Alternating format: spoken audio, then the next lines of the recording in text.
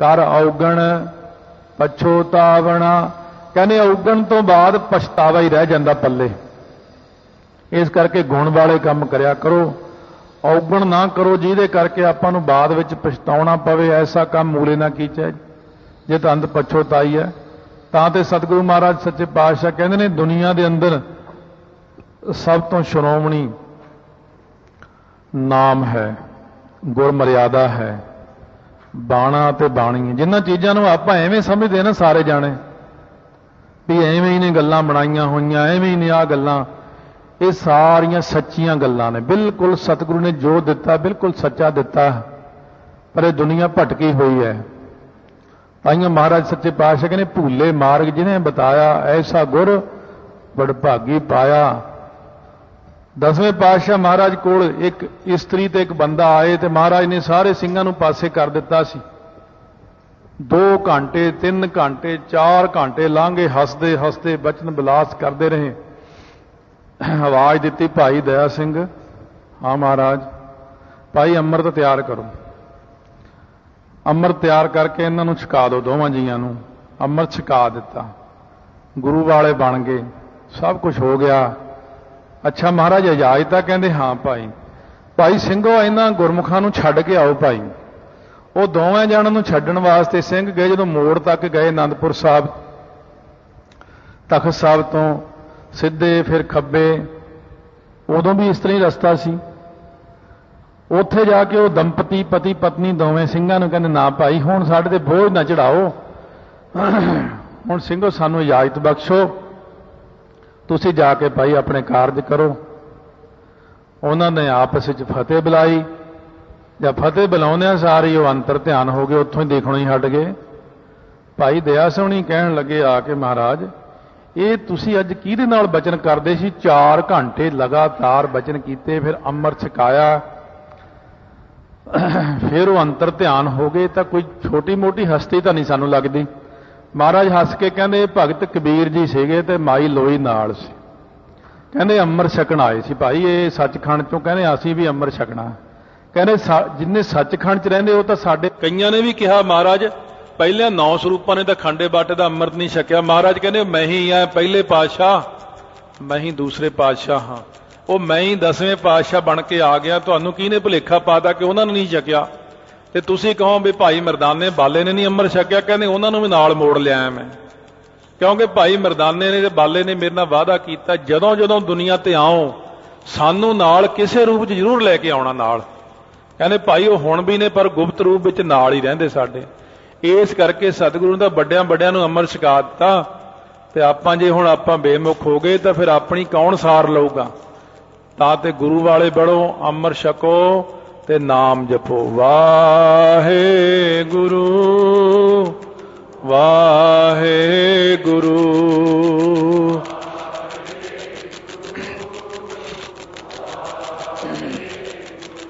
वाहे गुरु वाहे गुरु।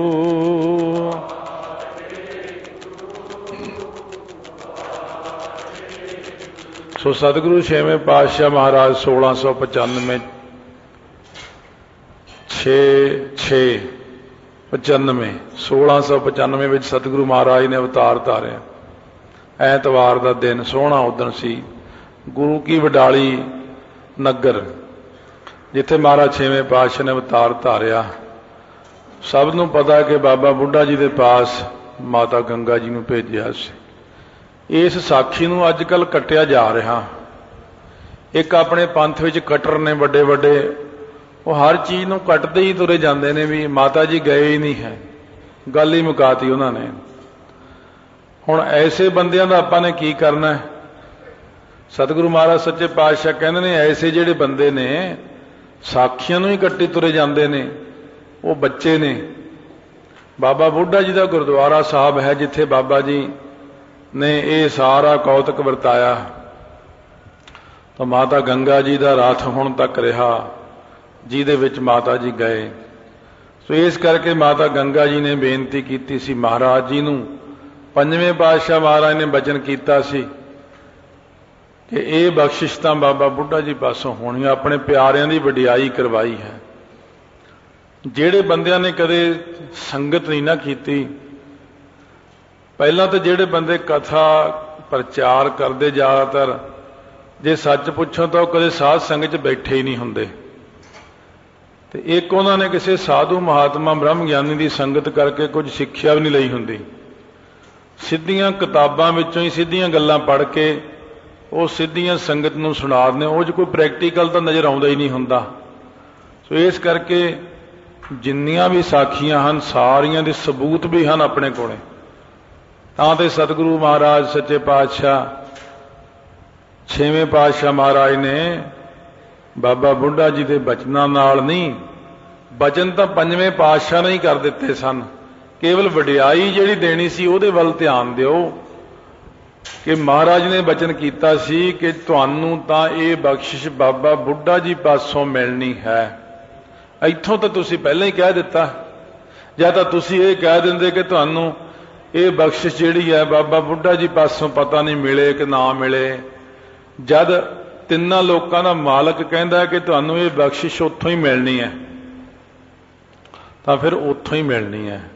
ਇਹ ਬੜੇ ਕਈ ਗੱਲਾਂ ਐਸੀਆਂ ਨੇ ਜਿਹੜੀਆਂ ਪਰਮਾਤਮਾ ਦੇ ਦਫ਼ਤਰ ਦੀਆਂ ਕਈ ਗੱਲਾਂ ਨੇ ਜਿਹੜੀਆਂ ਸਧਾਰਨ ਵਿਅਕਤੀ ਨੂੰ ਨਹੀਂ ਸਮਝ ਲੱਗ ਸਕਦੀ। ਬੜੀਆਂ ਇਤਨੀਆਂ ਡੂੰਘੀਆਂ ਗੱਲਾਂ ਨੇ, ਇਤਨੇ ਟੈਕਨੀਕਲ ਪੁਆਇੰਟ ਨੇ, ਛੇਤੀ ਕੀਤਿਆਂ ਤਾਂ ਸਧਾਰਨ ਮਨੁੱਖ ਦੀ ਇਹ ਸਮਝ ਵਿੱਚ ਪੈਂਦੀ ਹੀ ਨਹੀਂ ਵੀ ਇਹ ਗੱਲ ਹੋਈ ਕੀ ਹੈ। ਸੋ ਇਸ ਕਰਕੇ ਜੇ ਤਾਂ ਕੋਈ ਨਾਲ ਨਾਲ ਦੱਸਣ ਵਾਲਾ ਹੋਵੇ ਨਾ ਕਥਾ ਵਿੱਚ, ਸ਼ਾਮ ਦੀ ਕਥਾ ਵਿੱਚ, ਵੀ ਆਹ ਗੱਲ ਤਾਂ ਹੋਈ ਹੈ, ਆਹ ਗੱਲ ਇਸ ਕਰਕੇ ਹੋਈ ਹੈ, ਤਾਂ ਉਸ ਗੱਲ ਦਾ ਗਿਆਨ ਹੋ ਸਕਦਾ। ਨਹੀਂ ਤਾਂ ਕਿਸੇ ਬੰਦੇ ਨੂੰ ਇਹ ਗਿਆਨ ਨਹੀਂ ਹੋ ਸਕਦਾ ਕਿ ਇਹ ਐਵੇਂ ਕਿਉਂ ਹੋਇਆ ਜਾਂ ਆਹ ਗੱਲ ਐਂ ਕਿਉਂ ਹੋਈ ਹੈ। ਇਹ ਸਤਿਗੁਰੂ ਸੱਚੇ ਪਾਤਸ਼ਾਹ ਜਾਣਨ ਜਾਂ ਉਹਨਾਂ ਦੇ ਪਿਆਰੇ ਜਾਣਨ, ਤਾਂ ਉਹ ਸਤਿਗੁਰੂ ਗੁਰੂ ਨਾਨਕ ਦੇਵ ਮਹਾਰਾਜ ਬਖਸ਼ਿਸ਼ਾਂ ਕਰ ਰਹੇ ਨੇ ਧੰਨ ਗੁਰੂ ਹਰਗੋਬਿੰਦ ਸਾਹਿਬ ਮਹਾਰਾਜ ਦੇ ਅਵਤਾਰ ਦਿਹਾੜੇ ਤੇ। ਇੱਕ ਵਾਰ ਫੇਰ ਸਾਰੀਆਂ ਸੰਗਤਾਂ ਨੂੰ ਬੇਅੰਤ ਵਧਾਈਆਂ ਹੋਣ। ਆਓ ਪਿਆਰ ਸਤਿਕਾਰ ਨਾਲ ਸਰਵਣ ਕਰਦੇ ਹਾਂ। ਗੁਰੂ ਨਾਨਕ ਦੇਵ ਮਹਾਰਾਜ ਸੱਚੇ ਪਾਤਸ਼ਾਹ ਨੂੰ ਹੁਣ ਜੰਝੂ ਪਹਿਨਾਉਣ ਲਈ ਤਿਆਰੀ ਹੋ ਗਈ ਹੈ। ਸੋ ਇਸ ਪ੍ਰਕਾਰ ਹਰਦਿਆਲ ਪੁਰੋਹਿਤ ਆਦਿਕ ਨੂੰ ਬੁਲਾਇਆ ਹੈ, ਜੰਝੂ ਦੀ ਤਿਆਰੀ ਹੋਈ, ਸਾਰਾ ਕੁਝ ਉਸੇ ਪ੍ਰਕਾਰ। ਭਗਤ ਕਬੀਰ ਜੀ ਨੂੰ ਵੀ ਜੰਝੂ ਪਾਉਣ ਲੱਗੇ ਸੀ, ਉਦੋਂ ਗਊ ਨਵਾ ਕੇ ਖੜੀ ਕੀਤੀ ਹੋਈ ਸੀ ਵੀ ਗਊ ਨੂੰ ਵੱਢਣਾ ਹੈ, ਕਬੀਰ ਜੀ ਨੂੰ ਜੰਝੂ ਪਾਉਣਾ ਹੈ। ਕਬੀਰ ਜੀ ਕਹਿੰਦੇ ਜੰਝੂ ਪਾਉਣਾ ਹੈ, ਤੁਸੀਂ ਆਹ ਗਊ ਜੀ ਜਿਹੜੀ ਸੁੰਨਤ ਕਰਨੀ ਸੀ ਕਬੀਰ ਜੀ ਦੀ, ਕਹਿੰਦੇ ਆਹ ਜਿਹੜੀ ਗਊ ਜੀ ਖੜੀ ਕੀਤੀ ਨਵਾ ਕੇ, ਕਹਿੰਦੇ ਇਹ ਵੱਢ ਕੇ ਫਿਰ ਖਾਧੀ ਜਾਵੇਗੀ। ਉਹ ਕਹਿੰਦੇ ਸੁੰਨਤ ਮੇਰੀ ਕਰਨੀ ਹੈ, ਗਊ ਨੂੰ ਕਾਹਦੇ ਲਈ ਵੱਢਣਾ, ਇਹ ਤਾਂ ਬੜਾ ਵੱਡਾ ਗੁਨਾਹ ਕਰ ਰਹੇ ਹੋ ਤੁਸੀਂ। ਉਹ ਉੱਠ ਕੇ ਹੀ ਦੌੜ ਗਏ ਸੀ। ਇਸੇ ਪ੍ਰਕਾਰ ਗੁਰੂ ਨਾਨਕ ਦੇਵ ਜੀ ਦੇ ਜਦੋਂ ਜੰਝੂ ਪਾਉਣ ਲੱਗੇ, ਉਹ ਬੱਕਰੇ ਬੁੱਕਰੇ ਲਿਆ ਕੇ ਖੜੇ ਕੀਤੇ, ਨਵਾ ਧਵਾ ਕੇ ਵੀ ਵੱਢਣੇ ਨੇ, ਬਣਾਉਣੇ ਨੇ। ਮਹਾਰਾਜ ਸੱਚੇ ਪਾਤਸ਼ਾਹ ਉਹਨਾਂ ਨੂੰ ਉਪਦੇਸ਼ ਕਰਦੇ ਨੇ ਬਈ ਇਹ ਕੱਲਾ ਧਾਗਾ ਜਿਹਾ ਪਾਉਣ ਨਾਲ ਕੁਛ ਨਹੀਂ ਬਣਦਾ। ਇਨਸਾਨ ਦੇ ਕੋਲ ਜਿਹੜੇ ਸ਼ੁਭ ਗੁਣ ਸੀ ਉਹ ਤਾਂ ਹੌਲੀ ਹੌਲੀ ਅਲੋਪ ਹੋ ਗਏ ਤੇ ਬਾਹਰੀ ਦਿਖਾਵੇ ਰਹਿ ਗਏ। ਇਹ ਕੁਝ ਸਮਾਂ ਪਾ ਕੇ ਹਰੇਕ ਥਾਂ ਤੇ ਹੀ ਹੋ ਜਾਂਦਾ। ਹੁਣ ਜਿਵੇਂ ਅੱਜ ਵੀ ਹੈ ਆਪਣੇ ਕੋਲ ਬਾਹਰੀ ਦਿਖਾਵਾ ਰਹਿ ਗਿਆ। ਜੇ ਆਪਾਂ ਅੱਜ ਉਸ ਪੰਡਤ ਤੇ ਹੱਸੀਏ ਵੀ ਉਹਨੂੰ ਉਪਦੇਸ਼ ਦਿੱਤਾ ਸੀ, ਉਹ ਤਾਂ ਕਦੋਂ ਦਾ ਤਰ ਗਿਆ ਹੈ। ਗੱਲ ਤਾਂ ਆਪਣੀ ਹੈ, ਆਪਣੇ ਕੋਲ ਬਾਹਰ ਦਾ ਦਿਖਾਵਾ ਕਿੰਨਾ ਹੈ। ਮਹਾਰਾਜ ਕਹਿੰਦੇ ਇਹ ਸ਼ੁਭ ਗੁਣਾਂ ਨੂੰ ਤਾਂ ਹਰ ਯੁੱਗ ਵਿੱਚ ਤੁਹਾਨੂੰ ਲੋੜ ਹੈ, ਹਰ ਬੰਦੇ ਨੂੰ ਲੋੜ ਹੈ। ਹਰੇਕ ਅੰਦਰ ਦਇਆ ਚਾਹੀਦੀ। ਸ਼ਲੋਕ ਮਹੱਲਾ ਪਹਿਲਾ। ਪਹਿਲੇ ਪਾਤਸ਼ਾਹ ਗੁਰੂ ਨਾਨਕ ਦੇਵ ਜੀ 471 ਅੰਗ ਤੇ 15ਵਾਂ ਸ਼ਲੋਕ ਬਖਸ਼ਿਸ਼ ਕਰ ਰਹੇ ਨੇ। ਦਇਆ ਕਪਾਹ ਸੰਤੋਖ ਸੂਤ। ਕਪਾਹ ਜਿਹੜੀ ਹੁੰਦੀ ਹੈ, ਕਪਾਹ ਇਹਦੇ ਨਾਲ ਹੀ ਅੱਗੇ ਸਾਰਾ ਧਾਗਾ ਬਣਨਾ, ਕੱਪੜਾ ਬਣਨਾ। ਮਹਾਰਾਜ ਕਹਿੰਦੇ ਦਇਆ ਦੀ ਪਹਿਲਾਂ ਕਪਾਹ ਹੋਣੀ ਚਾਹੀਦੀ ਹੈ, ਕਿਉਂਕਿ ਸ਼ੁਰੂਆਤ ਹੀ ਧਰਮ ਦੀ, ਜਿਵੇਂ ਧਾਗੇ ਦੀ ਸ਼ੁਰੂਆਤ ਹੀ ਕਪਾਹ ਤੋਂ ਹੁੰਦੀ ਹੈ, ਇਸੇ ਤਰ੍ਹਾਂ ਧੌਲ ਧਰਮ ਦਇਆ ਕਾ ਪੂਤ ਸੰਤੋਖ ਥਾਪ ਰੱਖਿਆ ਜਿਨ ਸੂਤ। ਦਇਆ ਬੜੀ ਵੱਡੀ ਗੱਲ ਹੈ।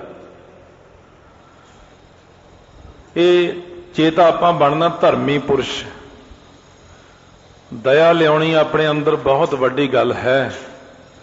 ਜਿਸ ਬੰਦੇ ਦੇ ਅੰਦਰ ਦਇਆ ਨਹੀਂ, ਧਾਰਮਿਕ ਗ੍ਰੰਥਾਂ ਨੇ ਲਿਖਿਆ ਹੈ ਉਹ ਬੰਦਾ ਜਾਣੋ ਵੀ ਮੈਂ ਧਰਮੀ ਹੀ ਨਹੀਂ ਹਾਂ। ਜੇ ਮੇਰੇ ਅੰਦਰ ਦਇਆ ਨਹੀਂ ਤਾਂ ਮੈਂ ਧਰਮੀ ਨਹੀਂ ਬਸ, ਕਿਉਂਕਿ ਧਰਮ ਦੀ ਉਤਪਤੀ ਹੀ ਦਇਆ ਤੋਂ ਹੈ।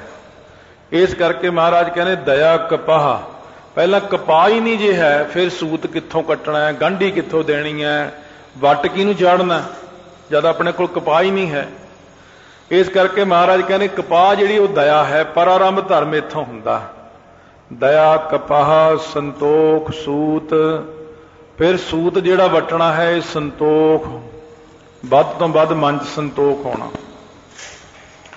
ਸੰਤੋਖ ਨੂੰ ਲਿਆਉਣ ਦਾ ਯਤਨ ਕਰਨਾ, ਕੋਸ਼ਿਸ਼ ਕਰਨੀ, ਕਿਉਂਕਿ ਸੰਤੋਖ ਐਸਾ ਹੈ, ਮਹਾਰਾਜ ਨੇ ਗੁਰਬਾਣੀ ਵਿੱਚ ਬਚਨ ਕਿਹਾ ਕਿ ਜਿੱਥੇ ਸੰਤੋਖ ਹੈ ਉੱਥੇ ਮੈਂ ਆਪ ਹਾਂ, ਜਿੱਥੇ ਦਇਆ ਹੈ ਉੱਥੇ ਮੈਂ ਆਪ ਹਾਂ। ਇਸ ਕਰਕੇ ਦਇਆ ਜਿਹੜੀ ਹੈ, ਦਇਆ ਮੂਲ ਸਭਨ ਕੋ ਜਾਣੋ, ਦਇਆ ਸਾਰਿਆਂ ਦੀ ਮੁੱਢ ਰੂਪ ਹੈ। ਮਹਾਰਾਜ ਕਹਿੰਦੇ ਜੀ ਦਇਆ ਪ੍ਰਵਾਨ, ਜੀਵਾਂ ਉੱਤੇ ਦਇਆ ਕਰਨੀ ਪ੍ਰਵਾਨ ਹੈ। ਰਹਿਬਾ ਨਾਮੇ ਲੜਕੀ ਨੇ ਦਇਆ ਕੀਤੀ ਸੀ, ਇਸ ਕਰਕੇ ਪ੍ਰਵਾਨ ਹੈ। ਸੋ ਕਿਸੇ ਇਸਤਰੀ ਨੂੰ ਔਲਾਦ ਨਹੀਂ ਸੀ ਹੁੰਦੀ।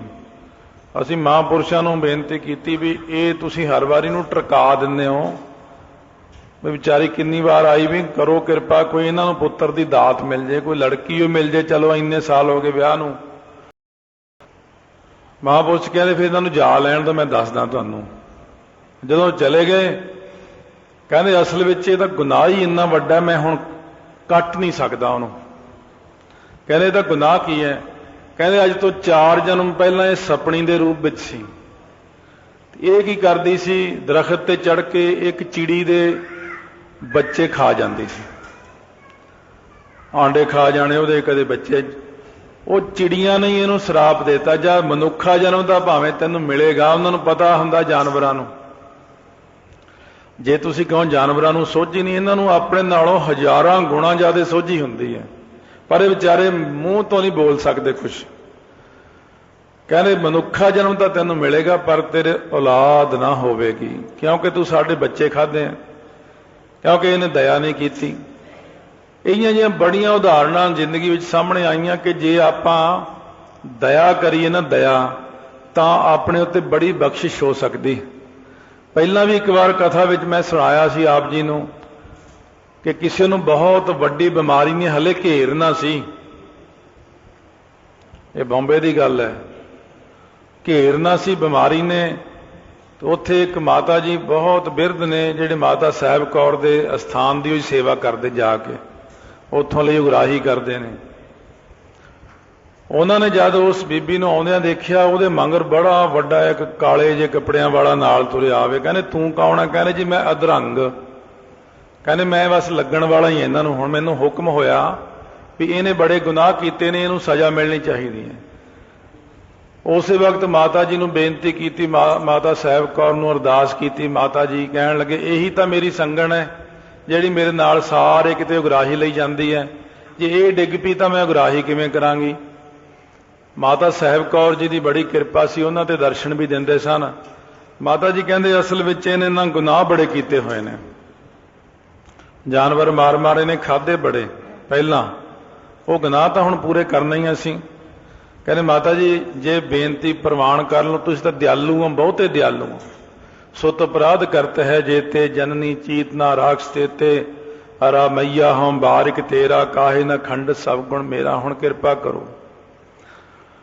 ਤਾਂ ਮਾਤਾ ਸਾਹਿਬ ਕੌਰ ਜੀ ਕਹਿਣ ਲੱਗੇ ਮੈਂ ਇੱਕ ਤਰੀਕਾ ਦੱਸ ਦਿੰਦੀ ਹਾਂ, ਤਰੀਕਾ ਵਰਤ ਲਿਓ, ਉਹਦੇ ਨਾਲ ਇਹ ਠੀਕ ਹੋ ਸਕਦੀ ਹੈ। ਮਾਤਾ ਜੀ ਕਹਿੰਦੇ ਜਿੱਥੇ ਕਸਾਈ ਬੱਕਰੇ ਵੱਢਦੇ ਨੇ ਉੱਥੇ ਚਲੇ ਜਾਣ, ਇਹ ਪੈਸੇ ਲੈ ਜਾਓ 4-5 ਹਜ਼ਾਰ ਰੁਪਈਆ ਨਾਲ। ਕਹਿੰਦੇ ਜਦੋਂ ਕਸਾਈ ਬੱਕਰਾ ਵੱਢਣ ਲਈ ਤਾਂ ਨੂੰ ਉਠਾਵੇਗਾ ਨਾ, ਵੱਡਾ ਸਾਰਾ ਕੋਈ ਵੀ ਹਥਿਆਰ, ਕਹਿੰਦੇ ਉਹਨੂੰ ਉੱਥੇ ਆਵਾਜ਼ ਮਾਰ ਕੇ ਰੋਕ ਦੇ, ਰੁਕ ਜਾ ਭਾਈ ਰੁਕ ਜਾ, ਇਹ ਬੱਕਰਾ ਕਿੰਨੇ ਦਾ? ਉਹ ਕਹੇਗਾ 2000, ਉਹ ਕਹੇ 3000, ਤੁਸੀਂ ਬੱਕਰਾ ਖਰੀਦ ਲਿਓ। ਬੱਕਰੇ ਨੂੰ ਮਰਦੇ ਮਰਦੇ ਨੂੰ ਛਡਾ ਲਿਓ, ਤੇ ਕਿਤੇ ਐਵੇਂ ਆਵਾਰਾ ਛੱਡ ਦਿਓ, ਆਪੇ ਤੁਰਦਾ ਫਿਰਦਾ, ਜਾਂ ਕਿਸੇ ਨੂੰ ਦੇ ਦਿਓ। ਜੇ ਕਿਸੇ ਨੂੰ ਮਰਦੇ ਮਰਦੇ ਨੂੰ ਬਚਾ ਲਈਓ, ਉਹਦੀਆਂ ਕਰੋੜਾਂ ਗੁਣੇ ਅਸੀਸਾਂ ਲੱਗਦੀਆਂ ਨੇ ਆਮ ਬਚਾਉਣ ਨਾਲੋਂ। इस करके माता साहब कौर जी कहते भाई तू पहला तो दया नहीं की, पहला तो जो आया सामने जो आया वड वड तुसी सारा टब्बर खांदे रहे, ते जद हुण उहदा हिसाब होण लग्या हुण तुसी साडे ते बोझ पाउने हो। असी अति मजबूरी विच परमेश्वर दे भाणे 'च दखल दिता हुणे, कहने इहदे लई सानूं भी बहुत कुछ करना पवेगा, पर यह है भी ये तेरा हुण संकट टल जाएगा। फिर उस परिवार ने उस तरह ही जाके कीता, वो संकट टलिया। उन्होंने मैनू ये गल सुनाई तो मैं तुहानू सुनाई कि कपा पहला बंदे कोल दया होनी जरूरी है। एवें बैठे कीड़ियां मारी जानियां, एवें बैठी एवें होर चीज़ां मार देनियां खाम खां, तो इन्हां गल्लां दा विशेष ध्यान रखना है। चलो कोई बहुत ही परेशानी हो जाए वो वक्री गल है, पर फिर भी जिहा जिहा राह बना लो ना उहो जिहा निकल आउंदा है। बहुत चीज़ां परेशान कर देण ना, रब अगे अरदास भी तो है ना। जिवें संत बाबा नंद सिंह जी कलेरां वालियां ने बरसातां दे दिनां 'च उत्थे जोड़ मेला हुंदा सी, बहुत डड्डूआं दी आवाज़ आउंदी, रात नूं डड्डू बोलदे, अरदास करनी सी बाबा जी ने, इतने डड्डू गड़ै गड़ै करदे सी। हुण बाबा जी कहंदे अरदास 'च बड़ा खल्लर पैंदा। महापुरुषां ने इन्ना ही कहा, कहंदे भाई गुरमुखो सानू अरदास कर लैण दो, तुसीं अपने भाई राग रंग बाद विच कर लिओ। मेरे दादा जी उस अरदास विच शामिल सन।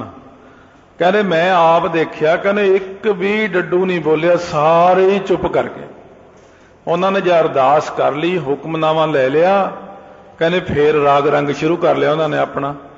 तुसीं अरदास तां करो किसी काम लई, महाराज कहने अरदास नाल देखो कोशिश करके जे बड़ा टलदी होवे कोई। इस करके दया कपाह संतोख सूत, संतोख है सारे नालों वड्डी चीज, बिना संतोख नहीं कोई राजै, सुपन मनोरथ बिरथे सब काजै, नाम रंग सर्ब सुख होए, बड़भागी किसे प्राप्त होए।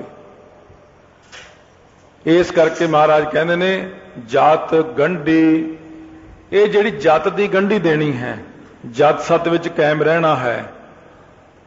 जात रखना कलयुग विच बहुत औखा है, औखा नहीं बहुत ही ज्यादा औखा है, क्योंकि जात रहिंदा ही नहीं है कलयुग के समय विच। पर फिर भी कोशिश करो, गुरु नानक दे सिखा हुक्का हजामत हलालो हराम, देख पराइयां जंगियां मावां भैणां धीआं जाणै। अपने मन के उत्ते काबू रखो, शरीर ते काबू रखो, जात रखो। सत वट, वट जिहड़ा जनेऊ नूं देना कहंदे सत दा लेना, सत प्रतगी होना, सच बोलना। इस करके इहो जनेऊ जी का हई तां पांडे घत, यह है जीव का जनेऊ पांडिया, जे पाउणा तो यह पा मेरे गल विच, यह जनेऊ है तेरे पास। सुन के पांडा डर गया, चरण पकड़ ले महाराज दे। छोटी जी उम्र है, कितनी सियाणप की गल कीती है, बड़ा हैरान होया। महाराज सच्चे पातशाह तुसीं ही बख्शिश करो, मैनूं तां मेरे कोल ये कित्थे चीज़ां, असीं तां रोटियां कारण पूरे ताल महाराज, असीं तां रोटियां वास्ते तुरे फिरदे हैं, साडे ते मेहर करो। महाराज कहने जिहड़ा जंजू मैं तैनूं दस्सिया ना, परलोक नूं भी आंदा नाल, तेरा जंजू तां इत्थे सड़ जावेगा। ना इहो टुटै ना मल लगै, ना इहो जलै ना जाए। महाराज कहने जे तू मेरा दस्सिया होया जंजू पा लवें ना ये जंजू टुटदा है, ना इहनूं मैल लगदी है, ना ये जलदा है, ना किते जांदा है। ये जंजू तो हमेशा अपने गले विच ही पहने रखदा है बंदा। जे सच्चा जंजू मिल जावे किसी नूं, धन सो मानस नानका जो गल चले पाए। वो मानस वो जीव धनता दे जोग ने जिहड़े गल विच इहो जिहे जंजू नूं पा के जांदे ने, जिन्हां दे अंदर दया है, संतोख है, जात है, सत है। ये चार चीज़ां तो विशेष करके महाराज कहने रखो अपने पास। आपां लोग हमेशा दूजे तो दया की आस करते हैं, तो खुद आपां दया नहीं करते किसी ते। महाराज कहने ये कित्थों दा कानून है? जे तुहाडे बच्चे नूं नहीं जानिए कोई ऐसी सज़ा मिलण लग पे, जां कोई ऐसी गल हो जाए, आपां कहांगे भाई ये ते दया करो। आपां दूजे कोलों दया की भीख मंगते हैं। जे जज कहे कि इहनूं तां फांसी लगनी है, ਉੱਥੇ ਜੱਜ ਨੂੰ ਕਹਾਂਗੇ ਜੀ ਦਇਆ ਕਰੋ। जब उस बच्चे ने या उस इंसान ने कतल किया सी किसी का, उन्हें तो नहीं दया की ਉਹਦੇ ਤੇ, ਉਹਨੇ ਤਾਂ झट कतल करता, झट चोर चोरी कर लेंदा, झट दूजे की बांह तोड़ती। अपने च दया नहीं है, आप दूजे तो दया की आस करते हैं, दया दया चंगी चीज़ है। ताइयों तो इस गल उत्ते ही ज़्यादा जोर दे रहा मैं कि दया जिहड़ी है वड्डी चीज़ है। जे तुसी दया करो, क्योंकि मैनू ये है कि तुसी आए हो अपने घरां बारां नूं छड्ड के, तुसी चाहुंदे हो साडा मन टिके, असी भगती करनी है, असी तरना है संसार सागर चों, असी सिੱਖੀ नूं कमाउणा है। तो ये सिੱਖੀ दा मुੱਢ है दया। जदों भाई दया सिंह जी उठे सी पंजां प्यारिਆਂ चों, महाराज कहने की नाम है भाई सिंघा तेरा? मेरा नाम दया राम है। महाराज कहने शुक्र है पहला अपने पंथ विच दया आई है, फिर धर्म आया है, फिर हिम्मत आई है। इस करके संतोख जिहड़ा है सारिਆਂ नालों वड्डी चीज़ है। फिर जात है, सतगुरु कहने फिर सत है। ये सारियां चीज़ां पहनण दे नाल तू धन हो जाएगा। चौंकड़ मुल अणाया, चौंकड़ कहने 4 कौडियां नूं, उदों पैसे नहीं सी हुंदे, 4 कौडियां दित्तियां, मुल अणाया, ये धागा मुल मंगवाया, इहनूं वट्टिया, इहनूं बनाया, बह चौंका पाया, चौंके च बिठा लिया, चंगी तरह साफ सुथरा करके लिप पोच के बना के सोहना थां चौंके च बिठा के वो जंजू गल च पाया, सिखा कन्न चढ़ाइया। हुण शिक्षा दिती है, कन्न दे विच चढ़ाइयां सिक्ख्यावां कि बई आ कर्म करना है, आ कर्म करना है, कई गल्लां दसदे हैं। ਅਤੇ ਇਹ ਕਹਿੰਦੇ ਨੇ ਗੁਰ ਬ੍ਰਾਹਮਣ ਥਿਆ, ਅੱਜ ਤੋਂ ਬ੍ਰਾਹਮਣ ਮੈਂ ਤੇਰਾ ਗੁਰੂ ਹਾਂ, ਜਾਂ ਬ੍ਰਾਹਮਣ ਤੇਰਾ ਗੁਰੂ ਬਣ ਗਿਆ ਅੱਜ ਤੋਂ। ਸਿੱਖਿਆ ਦਿੰਦੇ ਮਾੜੀ ਮੋਟੀ, ਜਦੋਂ ਕੋਈ ਕਿਰਿਆ ਕਰਨੀ ਹੈ ਜੰਜੂ ਕੰਨ 'ਚ ਟੰਗ ਲੈਣਾ ਹੈ, ਜਦੋਂ ਆਹ ਕਿਰਿਆ ਕਰਨੀ ਉਦੋਂ ਜੰਜੂ ਨੇ ਇਸ ਤਰ੍ਹਾਂ ਕਰਨਾ ਹੈ। ਇਹ ਕੰਨ ਵਿੱਚ ਹੀ ਸਿੱਖਿਆ ਦਿੱਤੀ ਜਾਂਦੀ, 1 2 4 ਸਿੱਖਿਆ ਹੁੰਦੀਆਂ ਨੇ। ਤੇਰਾ ਬ੍ਰਾਹਮਣ ਗੁਰੂ ਬਣ ਗਿਆ ਅੱਜ ਤੋਂ। ਮਹਾਰਾਜ ਕਹਿੰਦੇ ਉਹ ਤਾਂ ਜੰਜੂ ਪਾ ਕੇ ਚਲਿਆ ਗਿਆ। ਜਦੋਂ ਜੀਵ ਦਾ ਸੰਸਕਾਰ ਹੋਇਆ, ਉਹ ਮੁਆ, ਉਹ ਝੜ ਪਿਆ। ਮਹਾਰਾਜ ਕਹਿੰਦੇ ਉਹ ਤਾਂ ਮਰ ਗਿਆ ਜੀਵ ਜਿਹੜਾ ਸੀ, ਤੇ ਉਹ ਜੰਜੂ ਸੜ ਕੇ ਝੜ ਕੇ ਡਿੱਗ ਪਿਆ ਤੇ ਵੇਤ ਅੱਗਾ ਗਿਆ। ਪਰਲੋਕ ਨੂੰ ਵੇਤ ਅੱਗਾ ਬਿਨਾਂ ਜੰਜੂ ਤੋਂ ਗਿਆ। ਮਹਾਰਾਜ ਕਹਿੰਦੇ ਇਹ ਚੀਜ਼ਾਂ ਜਿਹੜੀਆਂ ਨੇ, ਹੁਣ ਇਹਦੇ ਵਿੱਚ ਬੜੀ ਨੁਕਤੇ ਦੀ ਗੱਲ ਹੈ ਕਿ ਬਾਹਰਲਾ ਜੰਜੂ ਤੇ ਅੰਦਰਲਾ ਜੰਜੂ, ਜੇ ਇਹ ਦੋਵੇਂ ਇਕੱਠੇ ਹੋਣ ਤਾਂ ਇਹ ਪਰਲੋਕ ਨੂੰ ਜਾਂਦੇ ਨੇ। ਇਹ ਨਹੀਂ ਕਿ ਜੰਜੂ ਜਾਂਦਾ। ਪਰ ਗੁਰੂ ਨਾਨਕ ਦੇਵ ਜੀ ਨੇ ਤਾਂ ਡਿੱਗੇ ਹੋਏ ਲੋਕਾਂ ਨੂੰ ਦੱਸਿਆ ਕਿ ਹੁਣ ਜਿਵੇਂ ਕੋਈ ਬੰਦਾ ਆਪਣੇ 'ਚ ਹੀ ਲਾ ਲਓ, ਕਕਾਰ, ਮੈਂ ਕਹਿੰਦਾ 5 ਕਕਾਰ ਨਾਲ ਜਾਂਦੇ ਨੇ ਪਰਲੋਕ ਨੂੰ। ਇਹ ਗੱਲ ਪੱਕੀ ਹੈ। ਕਿਹਦੇ ਜਾਂਦੇ ਨੇ? ਜਿਹਦੇ ਅੰਦਰ ਵੀ 5 ਕਕਾਰ ਨੇ, ਜਿਹਦੇ ਅੰਦਰ ਸਿੱਖੀ ਹੈ। ਜਿਹੜਾ ਬਾਹਰੋਂ ਪਾ ਲਵੇ 5 ਕਕਾਰ ਤੇ ਅੰਦਰ ਸਿੱਖੀ ਦਾ ਨਾਂ ਨਿਸ਼ਾਨ ਵੀ ਨਹੀਂ ਹੈ, ਅੰਦਰ ਉਹਦਾ ਜੀਵਨ ਨੀਵਾਂ ਹੈ, ਨੀਚ ਆਦਮੀ ਹੈ, ਉਹਦੇ ਨਾਲ ਕੁਝ ਨਹੀਂ ਜਾਂਦਾ। ਇਸ ਗੱਲ ਦਾ ਖਿਆਲ ਰੱਖਣਾ। ਇੱਥੇ ਜਦੋਂ ਖੰਡਨ ਹੁਣ ਕਰਤਾ ਰਹੇ ਨੇ ਮਹਾਰਾਜ ਜੰਜੂ ਦਾ, ਉਹ ਇਸ ਕਰਕੇ ਕਰ ਰਹੇ ਨੇ ਕਿ ਉਸ ਬੰਦੇ ਅੰਦਰ ਦਇਆ, ਧਰਮ, ਸੰਤੋਖ, ਵਿਚਾਰ, ਗਿਆਨ ਕੁਝ ਵੀ ਨਹੀਂ ਹੈ। ਮਹਾਰਾਜ ਕਹਿੰਦੇ ਨੇ ਜਦੋਂ ਤੱਕ ਅੰਦਰੋਂ ਆਪਾਂ ਨਹੀਂ ਕਮਾਉਂਦੇ ਉਦੋਂ ਤੱਕ ਬਾਹਰਲੀ ਜਿੰਨਾ ਵੀ ਬਾਣਾ ਹੈ ਇਹ ਕੱਚਾ ਹੈ। ਉਦੋਂ ਤੱਕ ਇਹਦੇ ਨਾਲ ਨਹੀਂ ਜਾਣਾ। ਇਸ ਕਰਕੇ ਕਹਿੰਦੇ ਨੇ ਜੰਜੂ ਪਹਿਨਿਆ ਹੋਇਆ ਤੇਰਾ ਕਿਸ ਕੰਮ ਹੈ, ਕਿਉਂਕਿ ਜੰਜੂ ਪਾ ਕੇ ਜੇ ਆਪਾਂ ਮਾੜਾ ਕਰਮ ਕਰੀਏ, ਉਹ ਮਾੜੇ ਕਰਮ ਦੇ ਨਾਲ ਫਿਰ ਉਹ ਜੰਜੂ ਕਾਰਜ ਨਹੀਂ ਕਰਦਾ। ਅਗਲੀ ਪੌੜੀ ਤਾਂ ਆਪਾਂ ਹੁਣ ਕੱਲ ਨੂੰ ਹੀ ਸ਼ਰਵਣ ਕਰਾਂਗੇ। पर अगली पौड़ी दे विच गुरु नानक देव जी कहते नानक तग ना टुटे जे तग होवे जोर। जे जोर वाला होवे ना, ज्ञान वाला होवे, जंजू ज्ञान दा जनेऊ पहने तां ओह नहीं कदे टुटदा। तां ते सतगुरु महाराज ने आपां नूं जिहड़े शुभ गुणां वास्ते कहा है ना, ये शुभ गुणां नूं कमाउण दा यतन करिए। ਉਹ ਜਿਹੜੀਆਂ ਤੁਹਾਡੇ ਅੰਦਰ ਗੱਲਾਂ ਨੇ ਜਾਂ ਤੁਸੀਂ ਕਿਤੇ ਸੁਣੀਆਂ ਹੋਈਆਂ ਨੇ ਜਾਂ ਅਸੀਂ ਤੁਸੀਂ ਇਹ ਕਹਿੰਦੇ ਮੈਂ ਬੜਾ ਗੁਰਮਤੀਆਂ, ਮੈਂ ਗੁਰਮਤ ਲਈ, ਉਹਨੂੰ ਦਿਮਾਗ ਚੋਂ ਬਿਲਕੁਲ ਸਾਫ਼ ਕਰ ਦਿਓ।